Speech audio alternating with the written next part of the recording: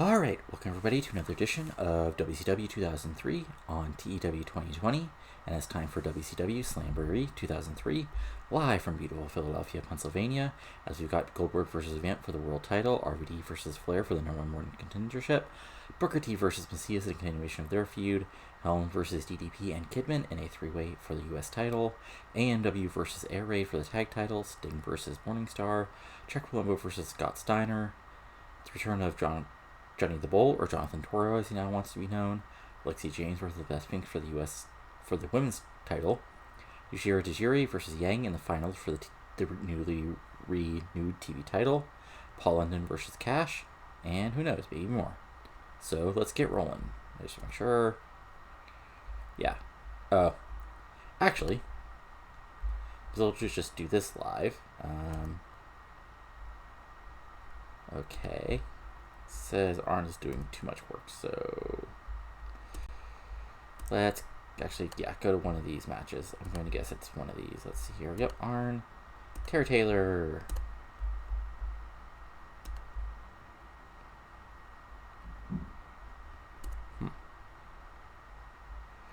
No.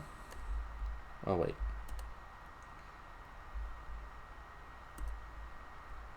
Are both these matches Arn? Ah.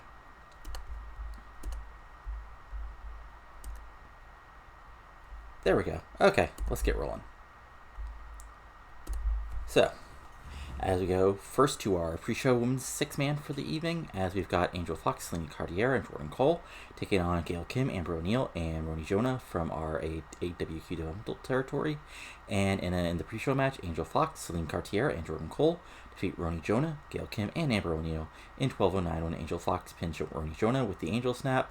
So this gets a 55. This is just a 6-woman tag match to get some women who aren't in the women's title match on the pay-per-view. And we look over things. Cole got a 49. Angel Fox got a 55. Amber O'Neil got a 50. Roni Jonah is still in developmental, so it's okay. She got a 36.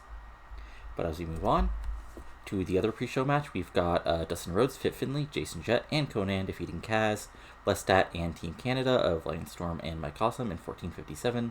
When Rhodes pins Kaz with a flying lariat, this gets a 68, which again is probably going to be better than some stuff on the actual show, but these guys unfortunately don't have angles at the moment.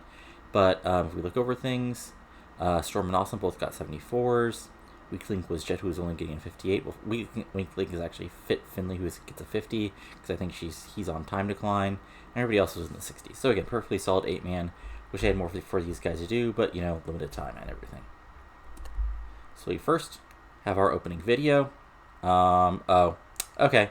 Well, this only gets a 65 because I had it run for too long. I forget opening videos can only go this long without actually having something happening. But, not the end of the world. So then, in our opening match for the Cruiserweight title, the Cruiserweight champion Paul London defeats Cash in 10:51 by pinfall with the London Calling. He makes our defense of his Cruiserweight title. This gets a freaking 80. Wow. Okay. This feud might just have to continue for the good matches. Jesus. London gets a 68. Cash gets a 71. London and Cash have great chemistry, obviously, because Jesus. I just want to make sure there's nothing else that's positive. Let's see here. High experience, radiation of Arn Anderson, hot crowd. Okay. But still, wow.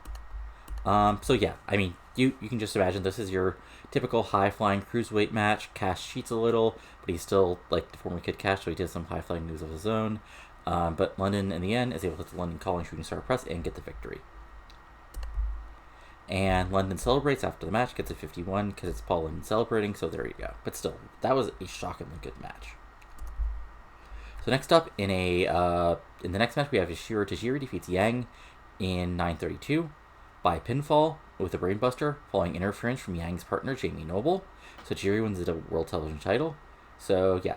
So in case you haven't been paying attention, so at the end of during this tournament, Yang Noble is helping Yang instead of including cheating behind his back and helping him into the finals. And now in the finals, it seems like Noble has turned on Yang and helped Tajiri actually pick up the TV title. But we're not going to do that turn yet. So yes, now we're going to do that turn. So Noble attacks Yang and then leaves. So we're going to turn him heel.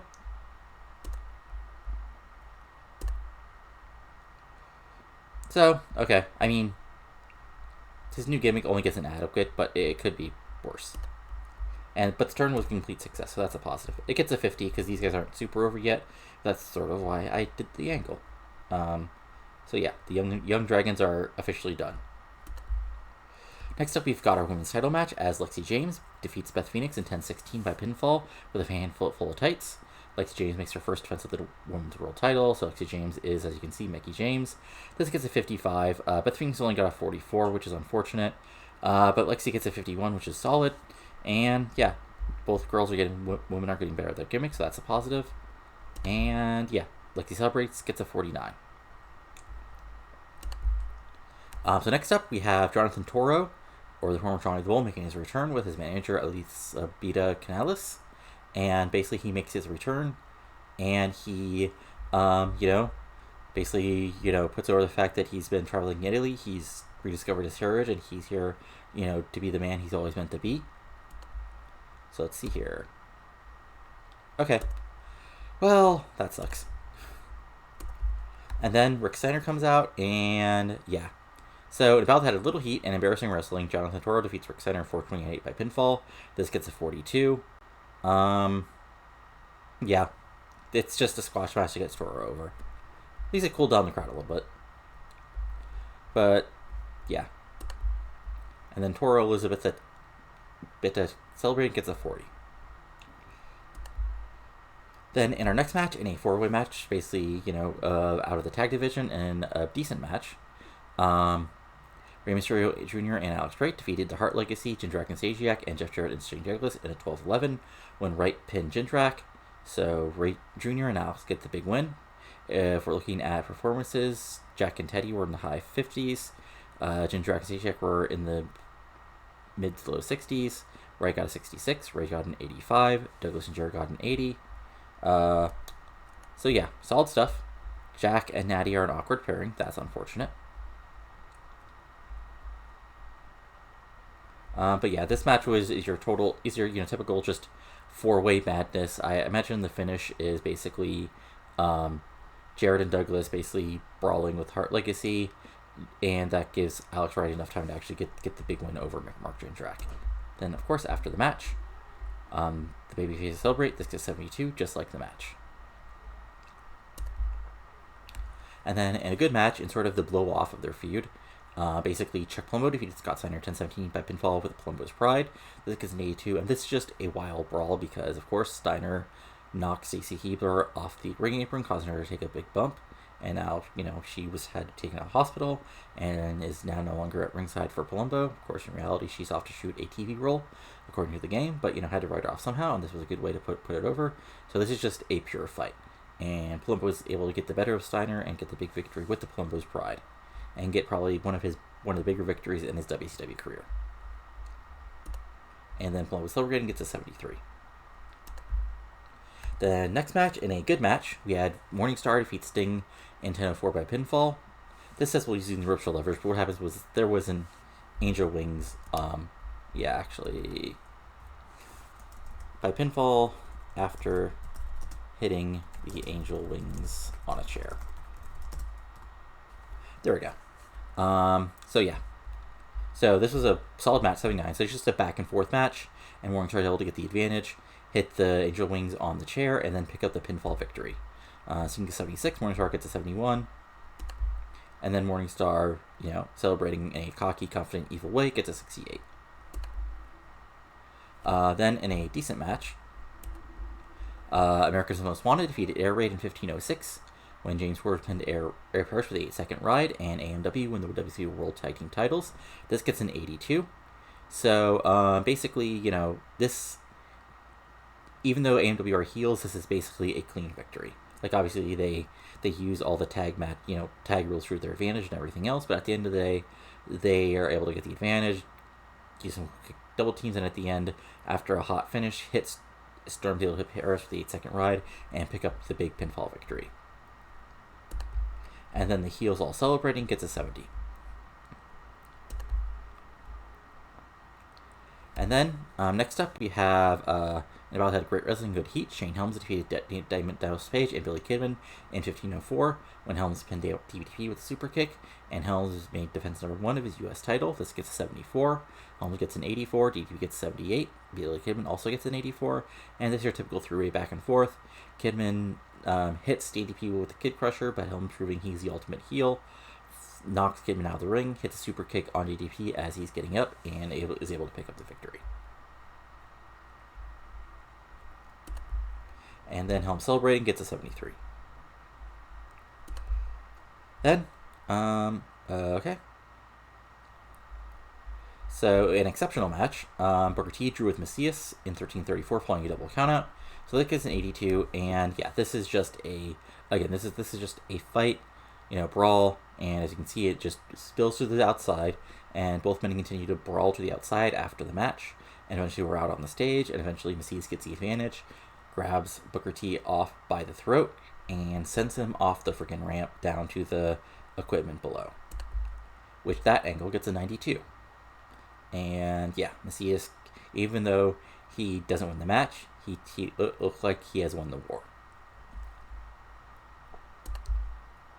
And then, in an exceptional match, RVD, Rob Van Dam, defeated Ric Flair in 1540 by pinfall of the Van Terminator. Probably not in reality, but hell, we'll go with it. Actually, with a frog splash. Yeah. In a sexual match, RVD pinned Flair in 1340 by pinfall with the frog splash. RVD gets a free 93. Flair gets an 82. Match itself gets an 86. And yeah, RVD probably gets a huge pop here in Philly. And then RVD celebrating gets a 68. Next, we've got Vamp's entrance, which gets a 73. We have Goldberg's entrance, which gets 78. And then the main event, which is, a very back and forth match. Goldberg, dominating with power, hitting the press slam, going for the spear, hitting the big, suplexes, even going for the jackhammer, even if Vampiro slips out. But in the end, interference keeps on happening.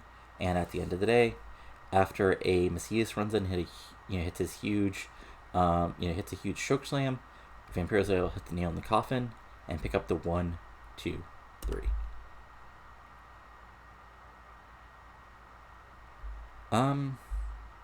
Yeah, so not enough selling, but what can you do?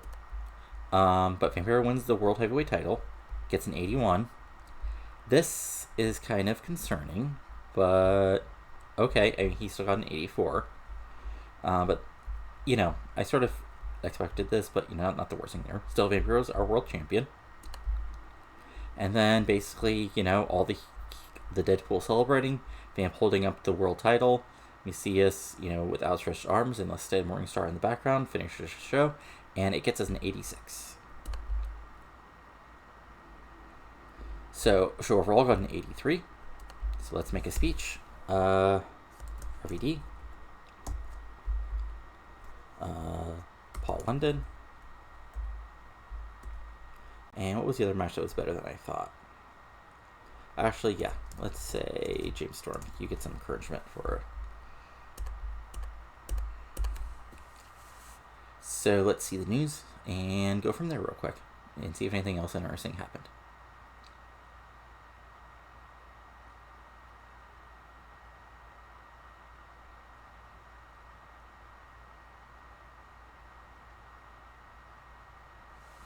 Okay, let's see here. News, Billy Kidman thinks Jindrak is a star in the making. Terry Taylor thinks Kaz is turning into a good worker. Overall, we got a buy rate of 556,000 and a 0.45 TV rating, so that's good. Yeah, nothing else really going on. Heat shown, and yeah, that's it. So that's Slamboree. If we look real quick, let's just check out something real quick. So Goldberg's overness, he's basically at 90s. So he really didn't take a bump down at all. Let's see if Vamp gained a lot. And survey says, track progress. Okay, so he went from 90s, 90s. Okay, so yeah. But yeah, so champions, we got Paul Heyman still as Cruiserweight champion. Shane Helms still as a U.S. champion. Women's World Champion is still Lexi James. World Television Champion, the new television champion is Yashiro Tajiri. And since our first World Champion, new World Champion since the beginning of this version of the save, but after Goldberg won the title at Starrcade, is Vampiro winning the title. So that's it for now. If you enjoyed the show, go ahead and give it a like. Comment below on what you're enjoying. And also include the link below to the survey that I'm doing to see what else you want to see on this channel. So go ahead and fill that out if you want. And go ahead and subscribe to the channel for more fun TEW20 content. That's all for now. So talk to you later, and adios.